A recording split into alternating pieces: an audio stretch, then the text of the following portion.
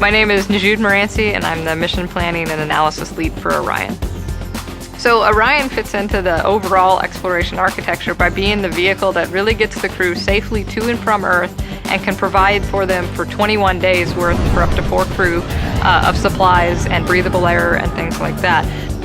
We're really designed to be the first stepping stone to a wide variety of missions. We can go to asteroids with the crew, and we can go to Mars, and those things all need more equipment, but Orion will be that first piece, and we'll be able to support a lot of missions in whatever the plans for exploration are in the future. So in order to be versatile, Orion is treating it like upgrade kits. It's almost a plug-and-play system, where right now we're building the base vehicle, and that's what essentially we're flying on EFT-1.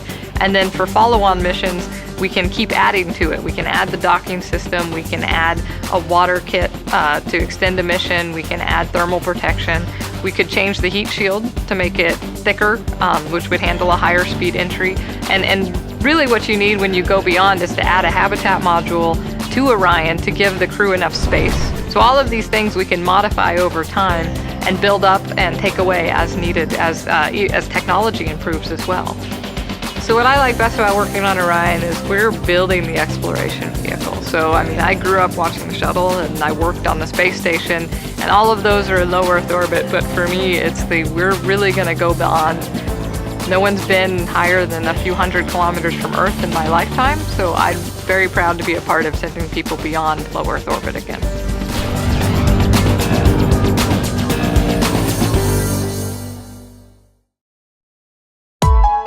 Hi, my name is Molly White, and I'm a heat shield engineer for Orion. The Orion spacecraft is designed to go further than humans ever have before. And the further out you go, the faster you come back. And the faster you come back, the hotter you get. So Orion needs a really, really good heat shield to protect its crew from that really, really hot air that's going to be around it when it comes back. Why Orion needs a heat shield? If we think about friction, and I'm moving my hands past each other, just moving them pretty slowly, I can still feel heat build up between my hands. It gets hotter. Well, if we think about Orion, which is going 25 to 30 times the speed of sound, it has that same friction with the air, only it's going way faster than my hands can. So there's a lot of heat that is around Orion that it needs to be protected from. The heat shield for Orion, it's 16.5 feet in diameter. It's the largest, most innovative heat shield of its kind. The heat shield weighs about 1,000 pounds. The total vehicle mass is about 20,000 pounds. So it's about 1/20th the weight of Orion just for the heat shield itself. So Orion, for its first flight test, will see surface temperatures at around 4,000 degrees Fahrenheit. So we've developed new materials for Orion that can withstand those higher temperatures. The material for Orion is actually designed to withstand up to 6,000 degrees Fahrenheit. My favorite part of working on Orion is just the fantastic group of really, really smart people that I get to work with every day. They're excited and passionate, as I am, about taking humans further than we ever have before, bringing back all the technology and everything that we've developed out there back here to Earth just to improve our lives. And that's the thing that I get most excited about when coming to work.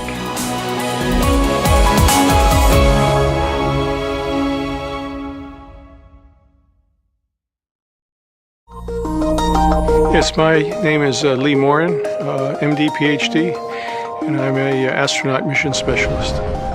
With Orion, America is building a new spacecraft for exploration. Could involve missions to the moon, missions to an asteroid, missions to Mars, and we want Orion to be able to do all those things, to take 4 astronauts into deep space and return them safely to the Earth.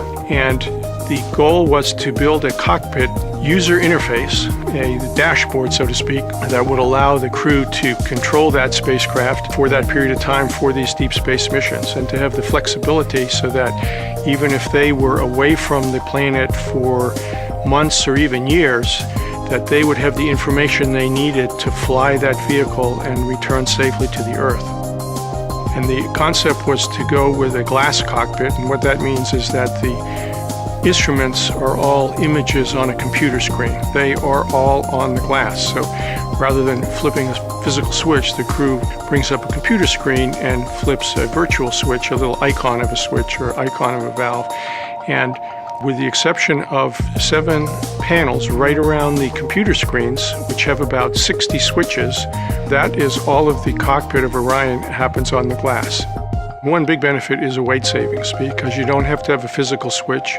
And having a physical switch, not only is there the weight of the switch, but you also have the weight of the wire to the switch.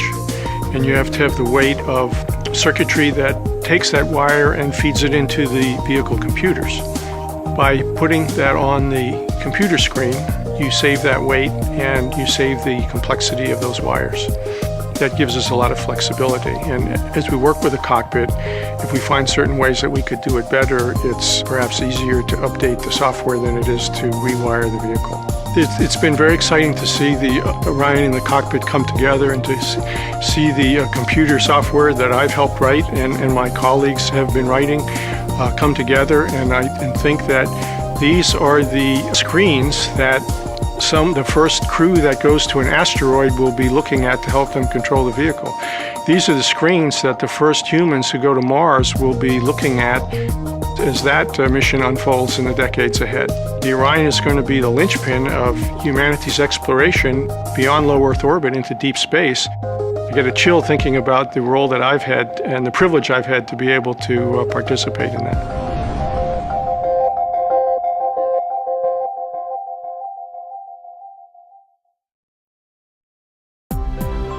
My name is Tara Radke, and I'm the System Manager for Orion Integrated Landing Systems.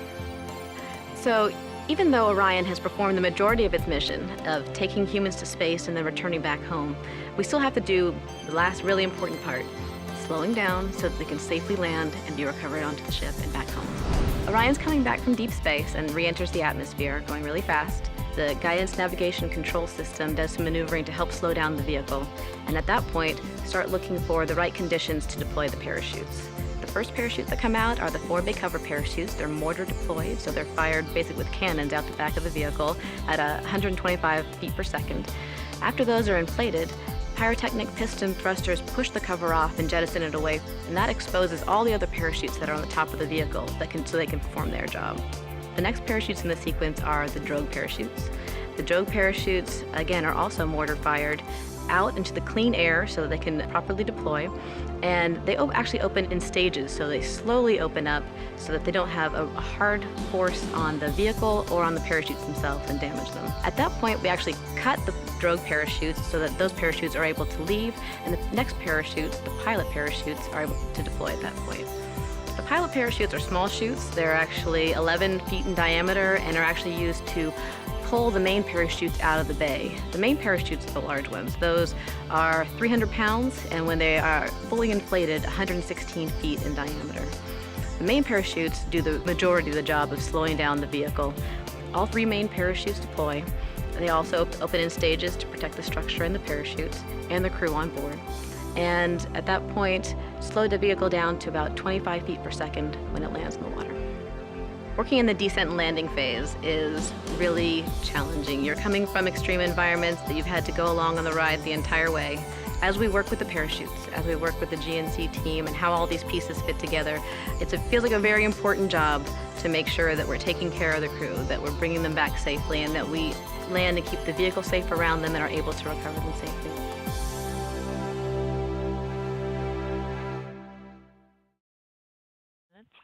Status check to proceed with terminal count. MEQ. Go. MEA. MEA go. HYE. Go. LOX 1. Go. LOX 2. Go. BP. Go. PNE. Go. BP. Go. ATC 1. Go. PEA. Go. Fuel 1. Go. Fuel 2. Go. TM 1. Go. ATC 3. Go. TM 2.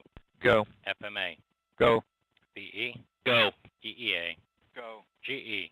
Go. SYS. Go. DSE. Go. Timer. Go. ECS. Go. QE. Go. USO. Go. OSM. Go. BSE. VSE is go. ALC. Go. AC. AC is go. RC. Clear to proceed. Launch Director. This is the launch director, and you have permission to launch.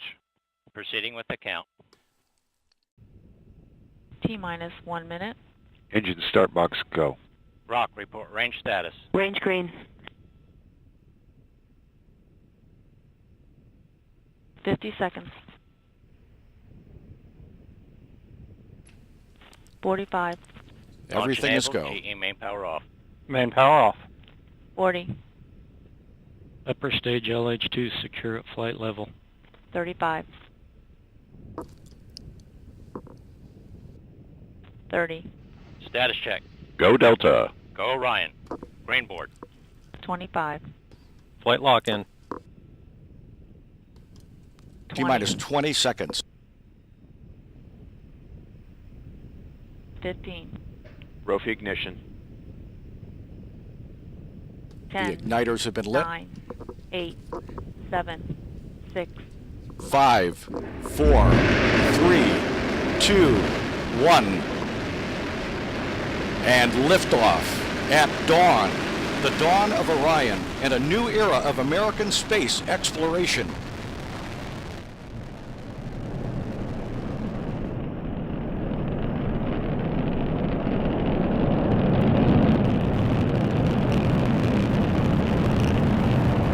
Good engine control in the first stage. Passing 25 seconds. Velocity 1,341 feet per second. Passing 31 seconds, still looking good. Good engine control. Good chamber pressure in all three boosters in the full power mode. 40 seconds in. Standing by to go to the partial thrust mode in the core.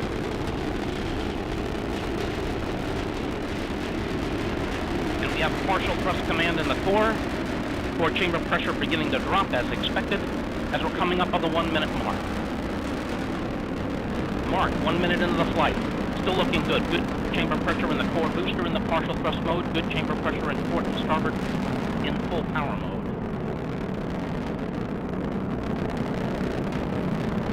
One minute, 15 seconds into the flight. We have the hydrazine supply valve open in the second stage. 1 minute, 22 seconds in. Max Q, maximum dynamic pressure on the vehicle. Passing 124, Mach 1. Orion and Delta 4 now transcending the speed of sound. 1 minute, 31 seconds in.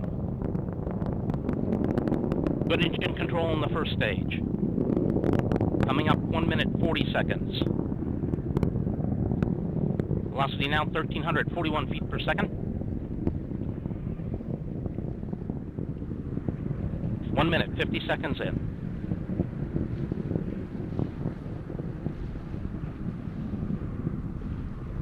Still looking good. Coming up on 2 minutes. 2 minutes into the flight.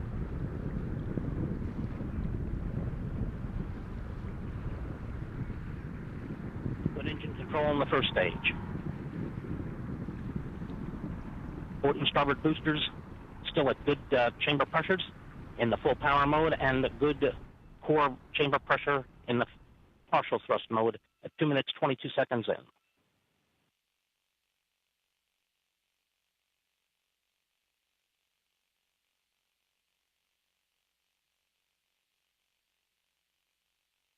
Minutes, 35 seconds in, still looking good. Coming up on the 2 minute, 43 second mark. Mark, 2 minutes, 43 seconds. The Delta 4 of heavy Valkyrie now just weighs 1/2 as much as it did at launch, burning propellant at the rate of 4,744 pounds per second.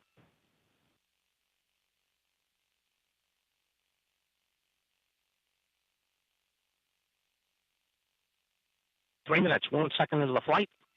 Still looking good. Passing Mach 5.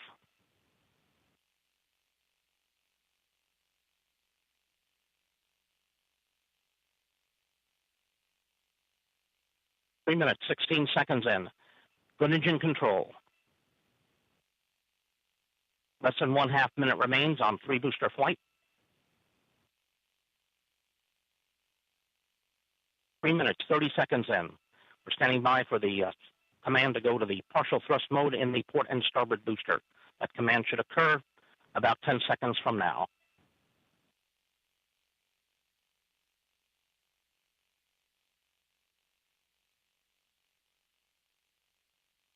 And we've had partial thrust command. Port and starboard should be toggling down to the partial thrust mode. Standing by for main engine cutoff. We have cutoff in the port and starboard and separation. A good separation of the port and starboard boosters. Core booster now powering up to the full power mode. 4 minutes, 10 seconds into the flight. Good chamber pressure in the port. Correction, good chamber pressure in the core booster at 4 minutes, 18 seconds in.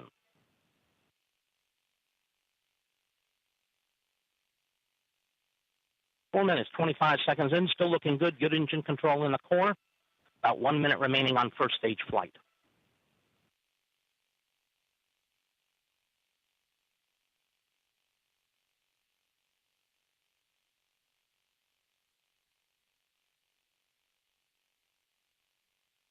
Four minutes, 46 seconds in, still looking good.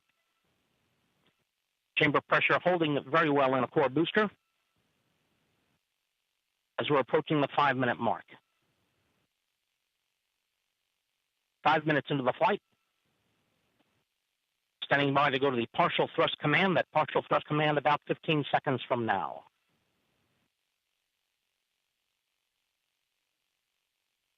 Good engine control.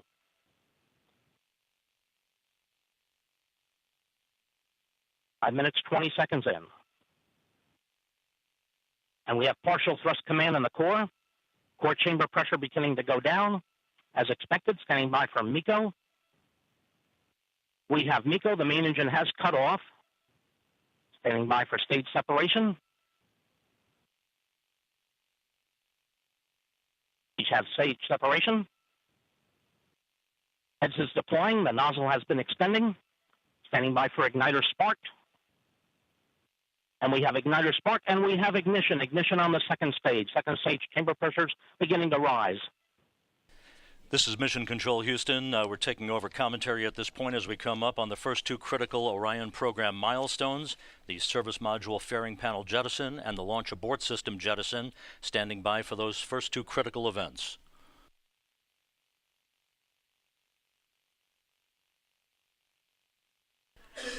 The service panel jettison has occurred. The three 13 by 14 foot panels have separated. And we have launch abort system jettison. The 361-pound solid propellant motor has pulled the launch abort system free from the upper stage and from Orion. Everything going extremely well.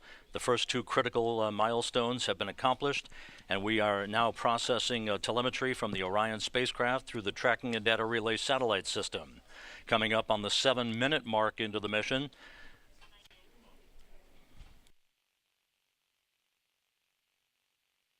Orion and the Delta IV upper stage, now 127 miles in altitude, some 700 miles downrange from the Cape Canaveral Air Force Station.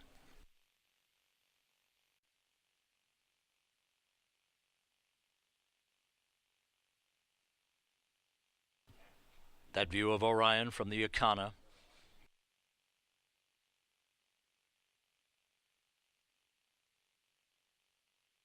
"25,000 feet. Time to splash down, less than 4 minutes. Forward bay cover has been deployed. Drogues have been deployed.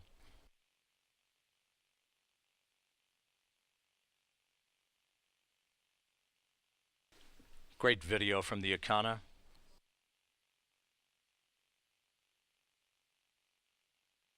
"15,000 feet until splashdown.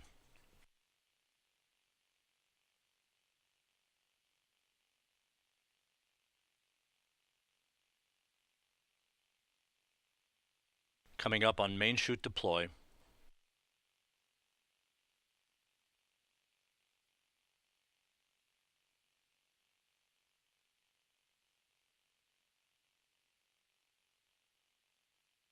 From a waypoint over the Pacific Ocean, there is your new spacecraft, America.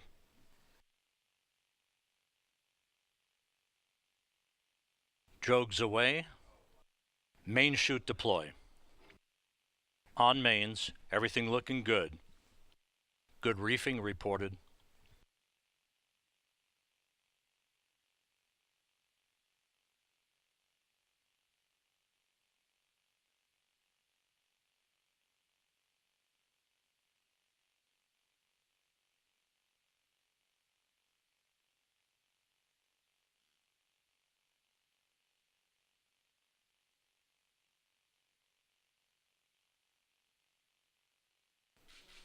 4,000 feet.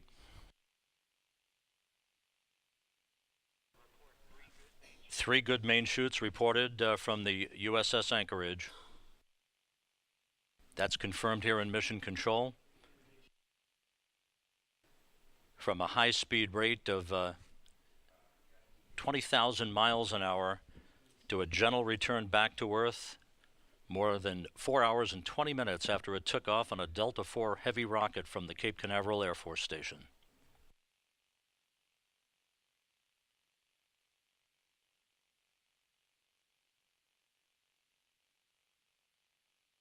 (3,200 feet now until splashdown).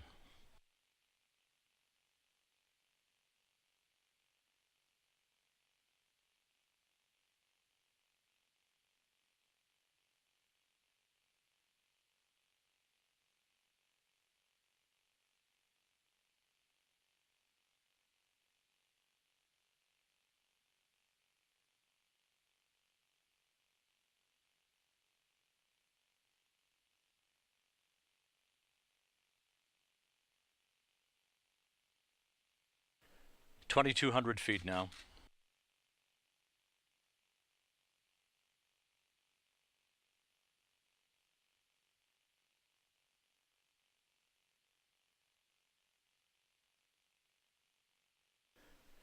Winds at the surface just about 12 knots. Wave heights no more than about 4.5 feet or so. Perfect conditions for Orion's homecoming.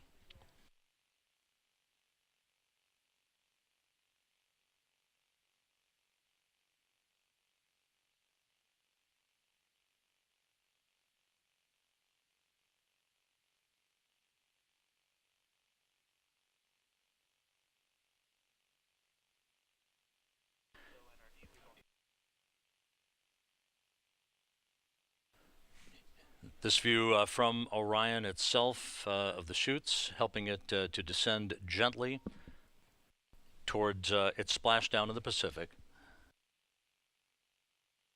1,000 feet.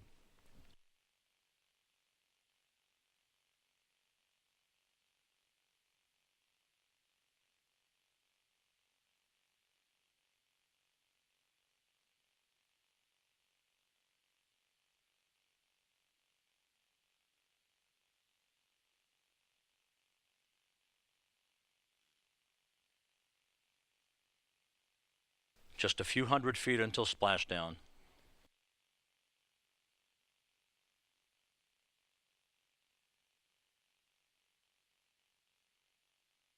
(100 feet).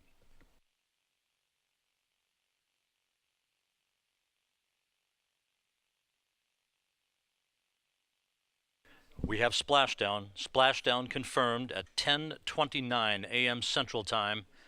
Orion is back on Earth. America has driven a golden spike as it crosses a bridge into the future.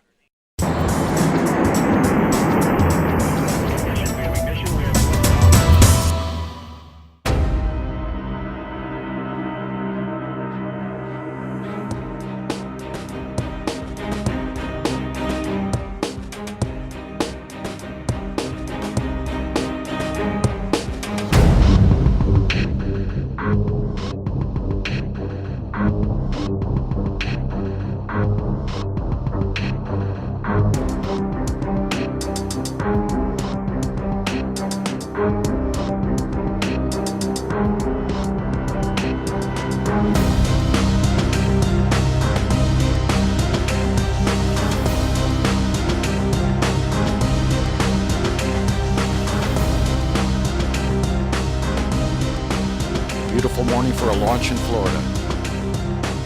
AC is go. RC. Clear to proceed. Launch director. This is the launch director, and you have permission to launch.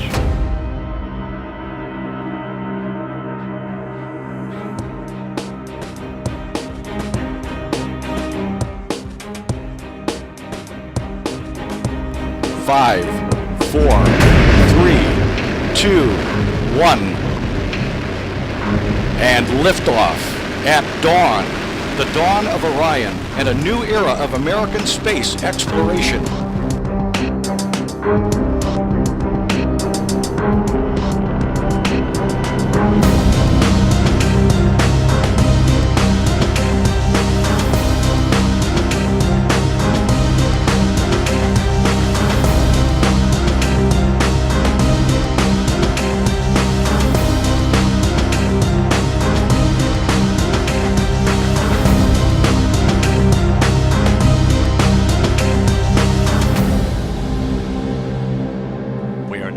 just a few miles away from reaching peak altitude. Again, this dramatic view of the limb of the Earth from one of the flight test cameras in the crew module of Orion.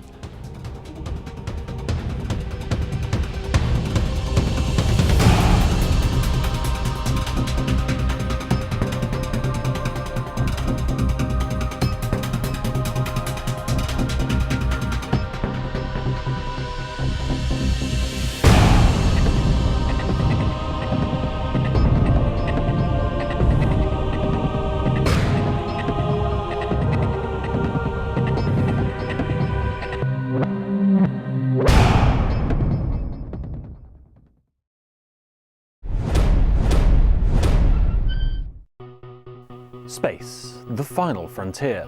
For some 60 years now, we've been skimming the stars and sending robots and astronauts up into orbit and beyond.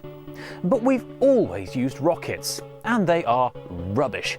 Eye-wateringly expensive, almost always wasted after one shot, dangerous, unreliable, polluting, and because it takes a lot of fuel to get into space, and more fuel to get that fuel into space, really inefficient. Surely there must be a better way. Well, actually, there are several. Here's our top 5 ways of getting into space that they've actually tried.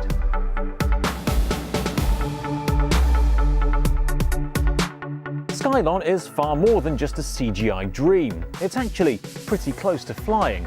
This vast Thunderbird-esque plane is a rocket-jet hybrid. It takes off like a normal plane, flies into space, delivers a cargo of up to 11 tons to the ISS or other stations, then flies home to land, refuel and take off again. The secret to Skylon is the Sabre engine. Most planes have big heavy engines which operate at limited power to control their temperature. Skylon doesn't. An innovative cooling system in the nose freezes air from 1,000 degrees Celsius down to minus 150 Celsius, where it's burned with an onboard hydrogen fuel, allowing the engine to be lighter and run at far higher loads. It accelerates to 5.4 times the speed of sound at 16 miles high. Once there, it shuts off the now very thin exterior air supply and uses onboard oxygen to rocket the plane into orbit. If it works, it'll be seriously cheap to mass produce, cheap to run, very efficient, using less than 1/5 of the fuel of a comparable rocket, and it should be very reliable. And it's being built. The engine pre-cooler, by far the most difficult part of the project, works and has been signed off by the ESA, freeing up millions of pounds in European and British funding. Millions isn't nearly enough though. If they get the probably billions they need, Skylon could be flying within just a few years.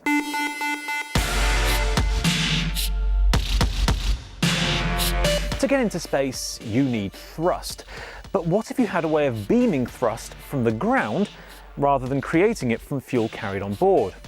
A much lighter and therefore cheaper and more efficient ship. That's what. Lightcraft have a special mirror on their underside which focuses laser light beamed from the ground to a point in the air directly beneath the craft. The air is heated to 50,000 degrees Celsius, 10 times hotter than the surface of the sun, and explodes. The shockwave pushes the ship up. All the way back in 2000, a group of private and government bodies used a 10 kilowatt laser to lift a 1.8 ounce ship 233 feet off the ground. It's estimated that with a 100 megawatt laser and a 1.4 meter mirror, supply and satellite payloads of up to 100 kilos could be sent rapidly and very cheaply to the International Space Station and other platforms.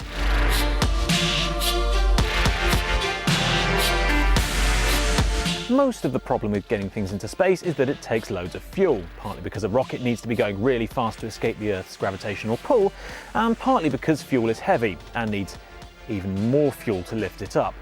So how about a system that gets you into space very slowly and picks up all its fuel en route? Enter the space elevator, which does exactly what it says on the tin. A cable up into an orbital platform upon which ships and satellites can be lifted and sent off on their way using only the tiniest amounts of fuel. Either the cable can be electrified to provide power, or it can be transmitted from the ground via lasers, which overcomes several engineering problems. There are still many problems though.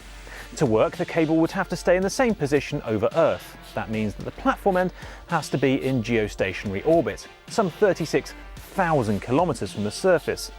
Then, to try and make sure the lift car doesn't bring the whole system crashing down with its weight, the cable has to extend further, twice as far in fact, to act as a counterweight at the other end. But the main problem is that cable.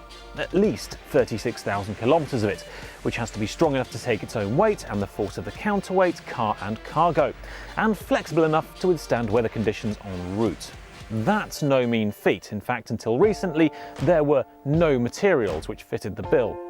Carbon nanotubes show promise, being extremely light, strong and flexible, but as yet, no one can produce nearly long enough strands of them.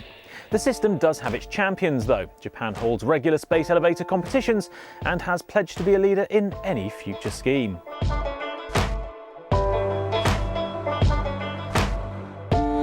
To space on nuclear bombs. Sounds like dodgy 1950s sci-fi? Well, check this out. The Department of Energy actually tried it. It was called Project Orion.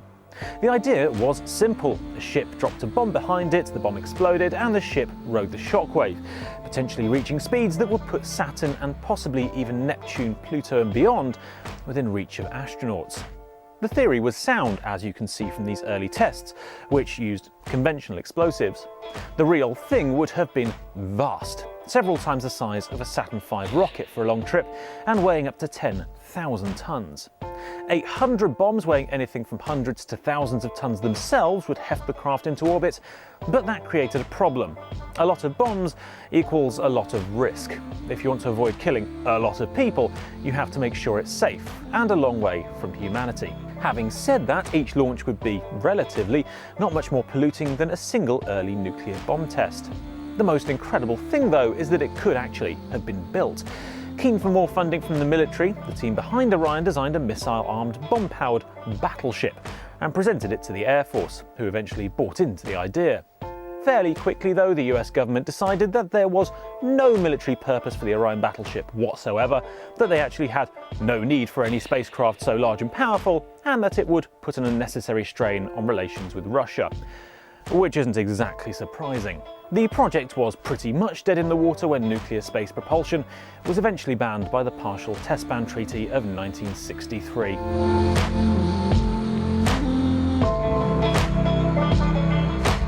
And at number 1, this one is ambitious. Really ambitious. We're talking warp drive. The idea is that you can cheat Einstein's theory of relativity by creating a sort of space-time pressure dip in front of a spacecraft and a wave behind it, pushing the craft along in a bubble, at speeds which, to us mortals, appear faster than light. Mathematically, it works.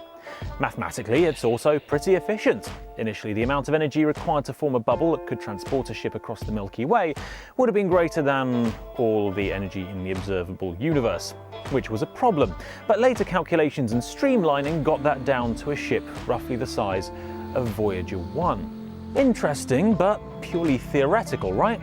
Well, not quite, because NASA's Professor Harold White has been trying to warp time in the lab and prove that it can be done. The team are using a device called the Michelson-Morley interferometer, which measures space-time.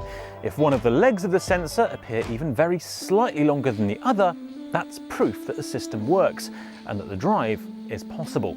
Once you've got that, scaling up is relatively easy. Of course, even if we could build a ship trying to start, steer and most importantly stop something that exists as a bubble within known reality would be quite tricky. But personally, I'd give it a go.